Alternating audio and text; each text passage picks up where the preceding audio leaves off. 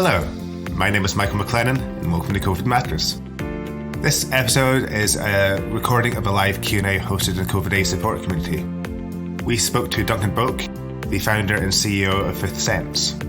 They provide direct support, advice and signposting for potential diagnosis and treatment to people affected by smell and taste disorder. Smell and taste changes have been a prominent symptom of the COVID-19 pandemic, and Fifth Sense have actually produced a dedicated long COVID hub for such issues. I hope you enjoy our chat, and I'll be back afterwards with more information. To begin, it'd be great to hear a bit more about yourself and how you came to found Fifth Sense. Thanks, Michael, and thanks very much for the invitation to speak. I established Fifth Sense in 2012, based on my own experience of losing my sense of smell as a result of a head injury, which happened in 2005 when I was 22 years old. And I wanted a night out with friends and tripped and fell down a flight of stairs, landed on the back of my head. I woke up in hospital. I was in hospital for a week, and I came out and went back to my parents to recuperate. And it was eating the first meal I'd had since the accident that I was thinking, this doesn't taste of anything. And that's when I realised that I couldn't smell. And my initial reaction to that was, this is really strange, because I'd never heard of this happen before. I didn't know you could lose your sense of smell. And it was something that, well, I'd never paid much attention to anyway. And in the context of what could have happened, I mean, first of all, I was thinking, I'm lucky to be alive. Losing my sense of smell was just this sort of a strange thing, really. I went to see my GP, and so I've had this really bad accident. I've been really lucky, but I can't smell anything. What can you tell me, and what can you do? My doctor said, I've heard of this happening before, but it's very rare. We really don't know very much about the sense of smell. There's nothing we can do. If it might come back of its own accord. Give it a year. If it doesn't, you just have to live with it. And that was the extent of the advice that I got from my doctor for losing one of the 5 ways in which we connect with the world around us. And it was, but there was nothing. There was no information resource. There was no support. And back then, I didn't have ready access to the internet either. I waited to see if anything had changed, and it didn't. And after about a year, I sort of thought, well, I need to get on with this, really. And I sort of boxed it off and didn't really engage properly with my loss. And then spent the next 6 years thinking I was one of the only people in the world with this. With something that no one knew anything about and no one understood. And it was in 2011 when a book came out, and by this American girl who'd had a similar experience. And I read this, and it was this sort of real eureka moment. And through this, I was introduced to a consultant surgeon in the UK, Carl Philpott, who'd set up the UK's first NHS smell and taste disorder clinic. Carl and I started talking, and I realised by this point, I've realised there was a huge, huge need. And I thought there was no organisation, no charity in this area. So I said, well, let's do it, and use my experience, turn that into a positive, and create something to benefit and support other people. And together, Carl and I established Fifth Sense to transform the way that smell and taste impairment is understood, treated, and researched. How has the charity helped people so far? So we provide direct support in information to people, and signposts to potential diagnosis and treatment where such exists. We work with a relatively small number of clinicians in the UK that have expertise in this area and run specialist clinics. We bring people together to provide support, run events. During COVID, that's been difficult, but we've had a very successful series of virtual events called Let's Talk Smell and Taste, that basically bring people together and provide support that way. And they're facilitated by one of our volunteers who facilitated a lot of our face-to-face events and conferences. So we've sort of translated a successful support model quite successfully to online. We do a lot of work around education. So we provide education and training sessions for healthcare professionals, for example, public audiences, other relevant organisations. So, for example, I've recently been working with the Food Standards Agency and waste charity WRAP to help them better understand the impact of smell and taste impairments.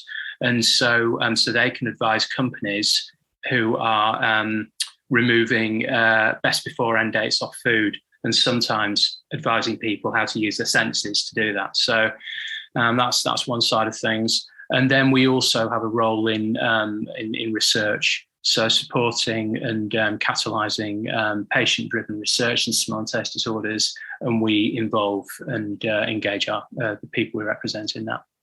Mm-hmm. I mean, one of the fascinating things for me was actually through COVID, I then realised that one of my close friends has been affected by having a smell disorder, but I hadn't spoken to any of his friends about it because it was just one of those things that hadn't come up in conversation. I was wondering, what sort of smell and taste disorders are there? So the first one is anosomia. So that's the term for the loss or lack of the sense of smell. It can be most people it's acquired through some means. That's in my case head injury. But then some people, small number, are born without a sense of smell. There's also a term called hypostamia, which is a reduced sense of smell. And then there's something called parosmia, which is used to describe a distorted sense of smell. And that's quite common with a smell loss that occurs as a result of a virus. And a lot of people have been experiencing and are continuing to experience and really struggle with parosmia following COVID-19 infection. Then there's also something called phantosmia, which, as the name suggests, is phantom smells. So people who are smelling something that they recognise but isn't actually there. And then disorders of the sense of taste are actually quite rare. So we have agousia, which is the absence of the sense of taste or loss of sense of taste. And then there's also dysgeusia, which is distorted tastes. Which can occur in people undergoing cancer treatment, for example. As I say, taste disorders are actually really quite rare, but part of the reason we say, we represent people with smell and taste disorders, okay, so that smaller group, but also many people who experience a problem with the sense of smell, their perception can be that they've lost a sense of taste, because the sense of smell plays such a huge role in the flavour perception. And that sort of note, what are the ways in which these disorders can affect people? So smell and taste disorders can have a really, really big impact on people's physical and mental health and well-being, and also safety as well. And if we have a think about the different ways in which smell and taste contribute to our lives, and something I think it's fair to say that most people don't necessarily think about. But smell is responsible for so much pleasure. Okay, so smell and taste work together to produce the flavour of food, as I said. Smell connects us to places. It helps us form memories of places that we visit, and can be triggered. Memories can then be triggered through smelling things. Then there's the emotional connection to people as well. If you think about how important the sense of smell is to connection to partners, children, smell of babies, and how important it is as a bonding thing. And also from a danger perspective, our sense of smell provides this really key, important early warning system for dangers such as smoke, such as gas, and spoiled food as well. So taking all that and then sort of flipping it around, the impact of smell and taste impairments can be, very significant and very varied. It can cause, loss of pleasure and depression and anxiety, impact on diet and hence nutrition as well, because people maybe can stop eating certain things. Parosmia, the distorted smells, can be really, really sort of impactful on people's diet, because people have to stop eating certain things. And then it can affect people's relationships. So people feeling disconnected from the world around them and from other people. And then people also can be worried about danger as well. So quite a wide range of issues. And in terms of the connection to COVID-19, when did the charity first notice that people who had COVID-19 were also experiencing changes to their services? It was in March 2020 that we first started seeing reports of this. We put some information on our website, sort of a mid to late March, and there was this absolutely extraordinary sort of spike in visits to our website. I think in the first day that we put the information up, we had the best part of 100,000 visitors to the site in 24 hours, and lots of people contacting us. And it's gone on from there, really. So it's been a busy time for the charity. Mm-hmm. And have you noticed that out of those disorders that you've spoken about, are there any that are particularly affecting people more with long COVID? Yeah, so there are lots of people still experiencing ongoing smell dysfunction, I think particularly. So still experiencing smell loss. Maybe people might have recovered the sense of smell to an extent, but people still experiencing smell impairment and also ongoing parosmia as well, these distortions, which can take time to sort of dissipate. Mm-hmm. And then in terms of the types of advice that are typically provided for sensitive disorders, are those different from what you're recommended for people with long COVID, or is it the same sort of recommendations? It's the advice we give and the information that we provide and the support we provide can often be very sort of individual, because you think about the whole sort of range of things and impacts that I talked about, and also the fact that our sense of smell is very subjective anyway. So people can sort of come to us with questions or concerns about different things, and so it's about how we respond individually to people's own circumstances. But what I would say is that with the advice and information can differ depending on what caused the loss of smell. So, for example, my case, head injury, it's very difficult to treat. Treatment options are very, very limited, and recovery is it's a bit of a suck it and see, really. Unfortunately, it depends on how much damage was caused by the accident. Whereas with people who experience post-viral smell loss, there is more chance of natural recovery than with any other causation.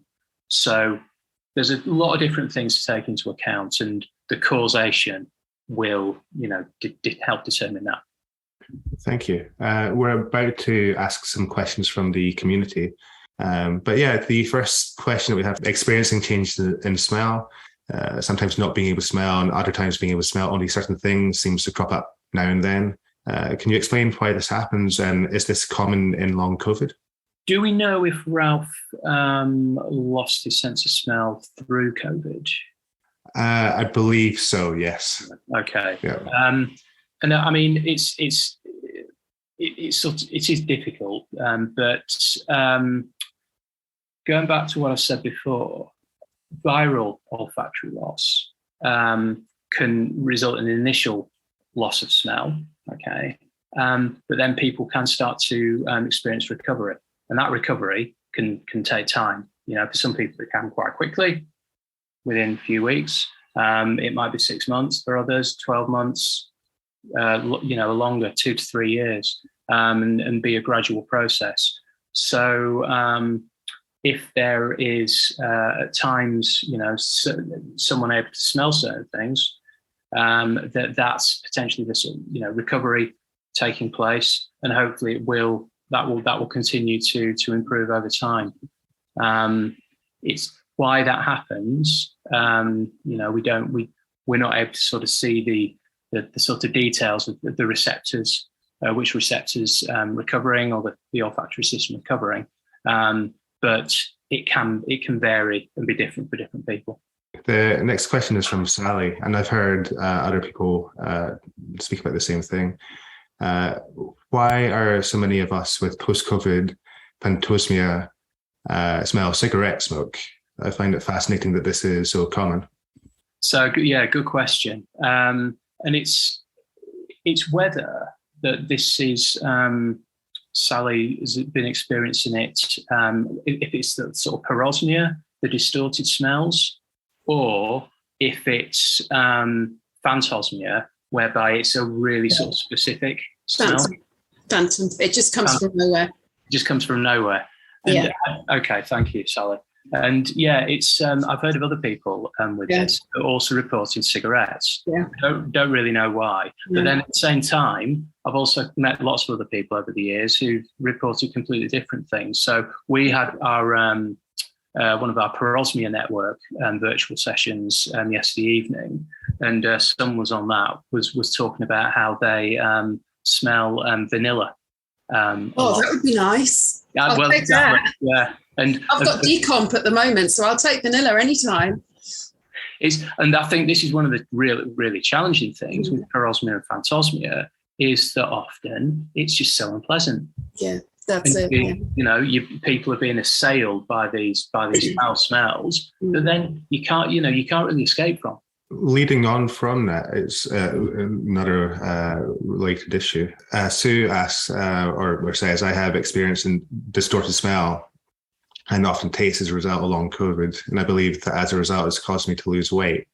Is this something that can happen? And if so, is there anything that can help in this respect? Yeah, sadly, yes. And that's something that was talked about again a lot on our call last night, about the impact that not being able to eat properly because of the distorted smells can then have on diet and nutrition.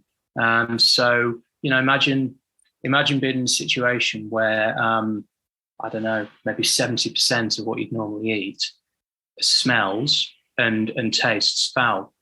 So people are having to sort of search out for things that don't, trigger the distortions. Someone last night said that one of the things that works for them is cheese, and they're eating a lot of cheese. Okay, now let's face it, if you're eating cheese all the time and very little else, it's going to have an impact on your weight and on your nutrition, and so it's not good. In terms of what can help, I think basically just keep experimenting, keep trying things, okay, and find things that work, but hopefully try and find varied things, a range of things that work. And I think keep a diary as well. Keeping a food diary can be really, really important and really useful, because some of the distortions and the triggers can change over time. I always remember going back to the early days of the charity, I met at our first conference a couple called Rob and Dana, and Rob had lost his sense of smell because of the virus and was experiencing parosmia. And I remember him saying that for about 3 months, tomatoes were absolutely fine. And he was, everything he ate was tomato based, and he couldn't touch red peppers. And then all of a sudden, okay, he couldn't eat tomatoes for 2 or 3 months, and red peppers were fine. And again, what he did was just keep experimenting, keep trying, and log what was working and what wasn't, so we could keep tabs on things. And then we've got one final previous question, and I see Maggie has her hand raised, and we've got a question for Peter as well. So just to end this section with Glow, Glow says, I wonder if hypostamia, anosomia, or agusia, I'm probably pronouncing that slightly wrongly, sorry, has been researched and related to brain inflammation or sinus infections. Has there been any medical research or conducted studies on these? Yeah, there is plenty of research out there. Damage to the brain can certainly cause loss of smell. The receptor cells are situated at the very top of the nasal cavity, and are then connected to, you've got these structures in the front of the brain called the olfactory bulbs, which process the information they receive from the receptor cells and then send that information up into the other parts of the brain. And there's a lot of points along that pathway, the olfactory cortex, that can be damaged, whether by a blow to the head like I suffered, but also people who may have tumours and have operations which can then damage the olfactory bulbs, for example. In terms of sinus problems, well, yeah, that's one of the biggest causes of smell impairment. And so in sinus infections, inflammation of the sinuses, what you've got there is a situation where the nasal passages are basically being blocked because of inflammation, whether it's swollen tissue or sometimes polyps. Okay, so then the smell molecules aren't actually able to get up to the receptor cells. That's one of the more potentially most treatable causes, but it's about patients being able to get access to a good ENT who's got experience and expertise in treating sinonasal disease. And in terms of research, actually, there's a big project going on in the UK that Fifth Sense is involved in, called the Macro Project, which is about establishing the sort of best way of treating and managing patients with chronic rhinosinusitis. And I'll send that study is actually looking for participants at the moment, so I'll send a link over to that to include after the event. Yeah, that would be fantastic. Thank you. Maggie, I see you've got your hand raised. Would you like to ask a question? Hello. Yeah, thank you. So I had COVID last November and lost everything completely, taste and smell. It kind of came back, and now I was Googling, and there seems to be some common things that taste a bit weird, like red peppers, a bit weird. Diet Coke tastes a bit gross and chemically. I think I don't know, that's not a bad thing, I suppose. And I had a smell of burnt food in my nose, like frying food for a while.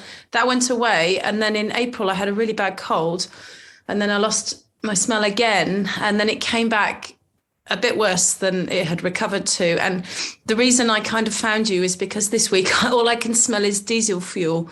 I can smell like diesel fumes all the time. And it's quite gross. It's making me feel a bit sick. So I just wondered, I was looking at your website, and I see that I have an appointment with the GP this week for another issue. And I was wondering about asking them for a referral, just to see if there's anything that can be done. But I don't know if there is anything that can be done. So I don't know. I don't know if I don't know what they can do. Is it worth it, basically? I hear you, Maggie, and it's a difficult one to answer because obviously I'm not, as you know, I'm not a clinician, and not my place to sort of give individual medical advice. But my take would be to, yes, if you can get a referral and to one of the specialists listed on our website, then do so. There are, obviously it sounds like you're experiencing, parosmia following the viral infection, and you talk about the sort of burning smells, the chemical smells. They're sadly, that's very common. But I would say that yes, do seek a referral. And I know, for example, Prof. Philpott, in his clinic, there are drugs that he will prescribe to people. They don't necessarily work with everyone, and this is one of the challenges, that there is no set fixed obvious treatments for post-viral olfactory dysfunction that we know will work for everyone. More research is needed, more treatment, but I'd still encourage you to seek a referral.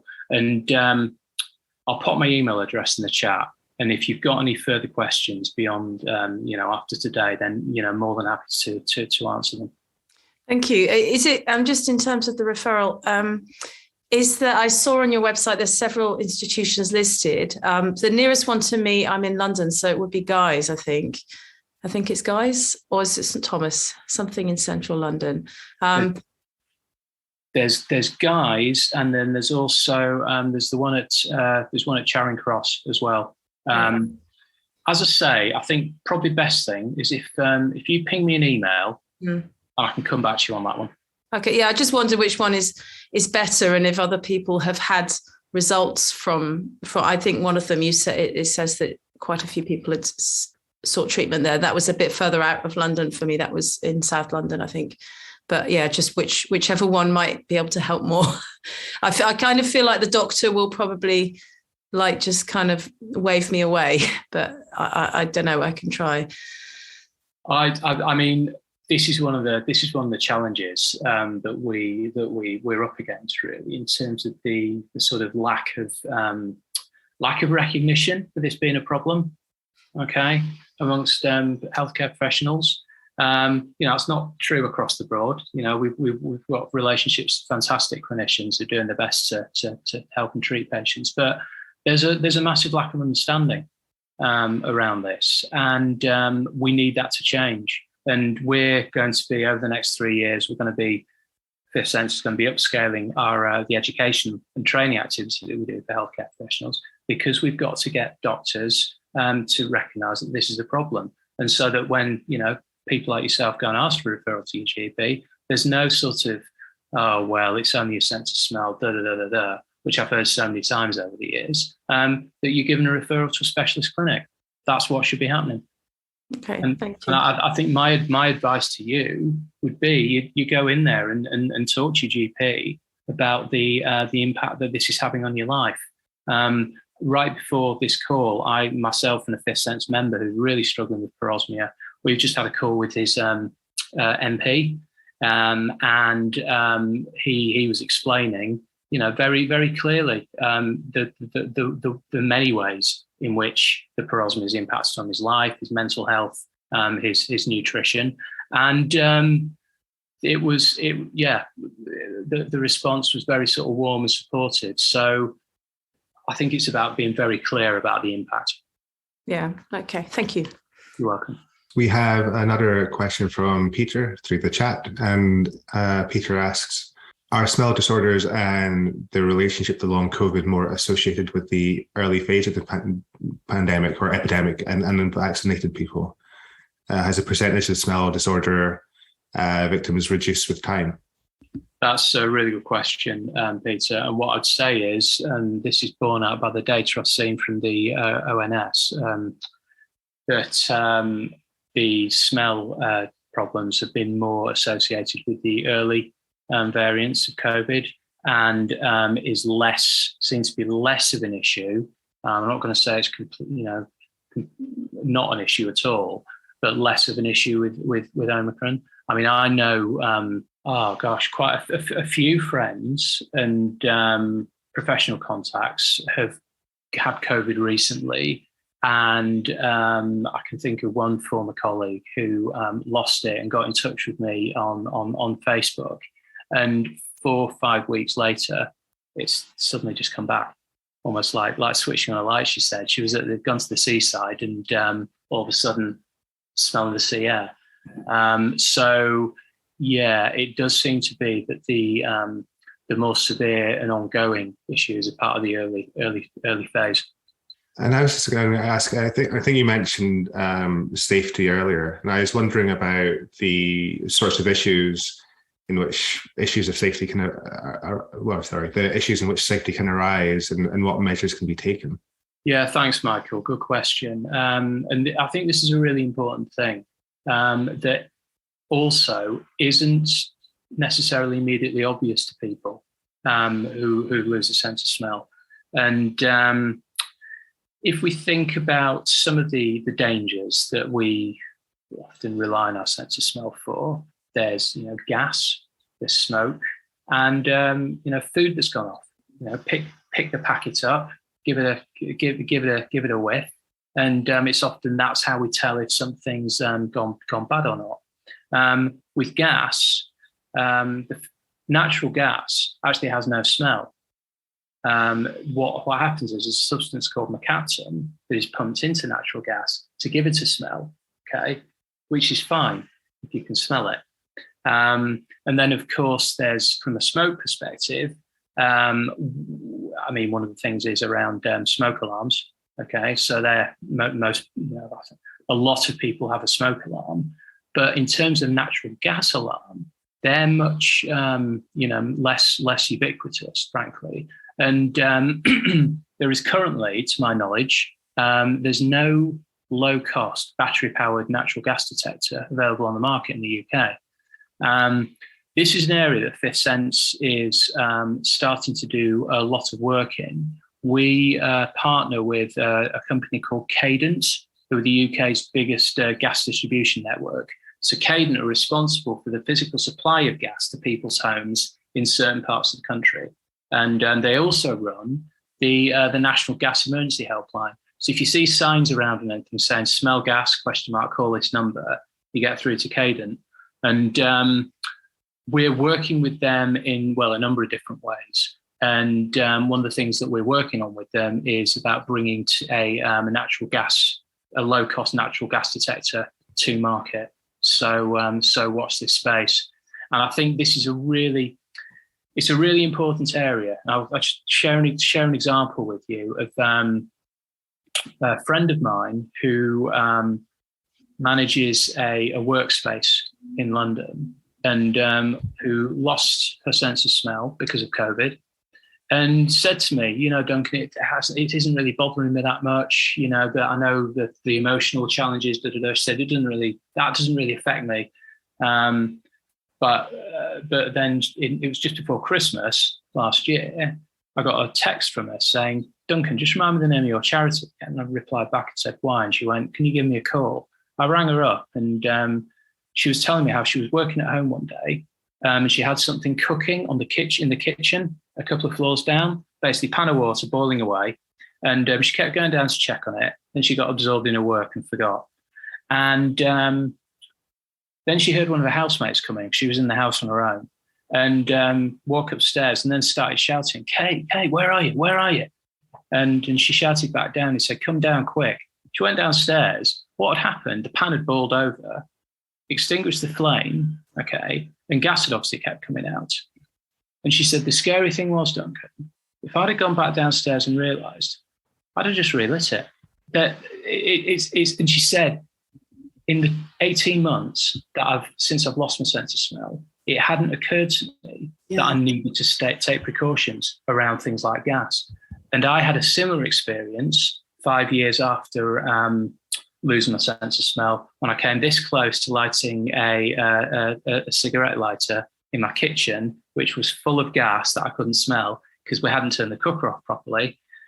And we did a survey on this recently amongst our members as part of the work with Cadence, and significant numbers of people, Fifth Sense members, self-declared olfactory impairment, have experienced gas safety scares at home. And I think, there's quite a significant public health issue here that no one's really thought about or tackled before until we came along. Can I just say thank you for that, because I smelt damp in my kitchen for 3 days. My carer also has long COVID. She smelt chlorine in my kitchen for 3 days. It wasn't until my other carer came in and smelt gas, called the gas board, they came out and had a major gas leak for 3 days. And like your friend, that was my first realisation, shit, this is dangerous. And I could not get a gas meter anywhere that wouldn't cost me hundreds of pounds, which I don't have. Sally, would you do me a favour, please, and drop me an email? Yeah, it'd be really good to have a chat with you about this, actually, because it's these stories and these situations that we really want to highlight as part of this work that we're doing. And I think it's a big part of how we work at Fifth Sense is that we work with the people we represent, and it's your stories and your experiences and challenges that often aren't being addressed apart from through the work that we're doing. It's through working together we can change things. So please get in touch. We'll do, yeah, definitely. Cool, thank you. And thank you so much for your time, Duncan. It's been really, I think, important to hear about what you and the charity have been doing and your plans for the future. I was wondering, for people who want to find out more about these issues, what's the best way of doing so? Head over to our website. Excuse me. Head over to our website, www.fifthsense.org.uk. There's a huge amount of information, resources on there. We're on social media as well. We're on Facebook, Twitter, and Instagram. But best way to get in touch if you need help, support with anything, head over to the website. Email address is on there. Drop us an email, and anything we can do to help, we'll be back to you. Thanks so much to Duncan for his time. In the show notes and on our website, you can find a variety of links and signposting to support, information and advice provided by Fifth Sense. You can also visit their website at www.fifthsense.org.uk. That is fifthsense.org.uk, and that includes their dedicated long COVID hub. And if you haven't heard of us, COVID Aid is the UK's national charity dedicated to supporting all those significantly affected by the COVID-19 pandemic. We provide a range of supported services, advice and information, including hosting our COVID Aid support community, where we host courses, events, expert Q&As, peer support groups and a whole lot more for those affected by issues such as long COVID and grief and bereavement. Please visit covidaidcharity.org, that is covidaidcharity.org, and join our community at community.covidaidcharity.org. Thank you for listening, and we'll be back with you soon.